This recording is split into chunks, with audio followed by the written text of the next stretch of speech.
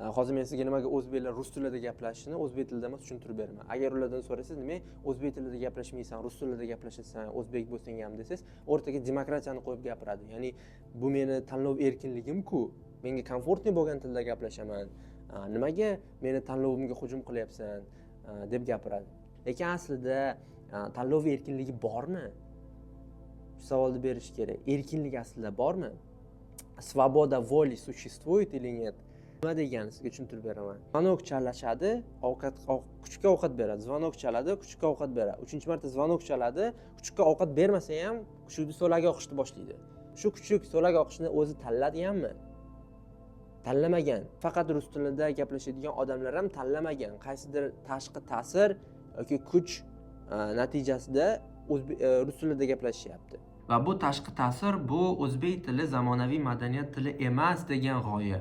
Ular o'ylashadi, o'zbek tilida kuchli komandaga ega bo'lib turib, odam o'zini o'zi ifodalay olmaydi. O'zini o'zini ifodalash haqida qayg'urmaydi ham. Bunaqa odamlarni men rus tilisini ham tekshirib ko'rganman. Ular rus tilida ham yaxshi gapirisha olmaydi. Men rus tilida gaplashishga umuman pretenziyam yo'q. Ba'zi odamlar rus tilida zo'r gaplashadi. Ular shaxsiyat bu tilga bog'liqligini tushunadi.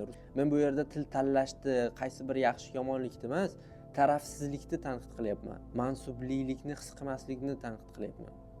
Men buni sizga butun umr o'zini o'zbek deb bilgan odam sifatida aytmayapman. Men qaysidir davrda o'zbeklikdan chiqib ketib qolganman. Rus tili menga yaqin deb bilganman. Chunki shaxsiyat evrilishi nimaligini bilaman til orqali. Men shu jarayondan o'tib o'zbek tiliga qaytib kelgan odamdek sizga aytib beryapman. Mening sayohatim uzun bo'lgan. Yo'lim mobaynida birinchi o'zimga chiqib ketganligimni tan olishim kerak bo'lgan. Qaytib kelish jarayonida o'zbekcha musiqalar eshitish, eski Botir Zokirovning muzikalarini eshitib, har xil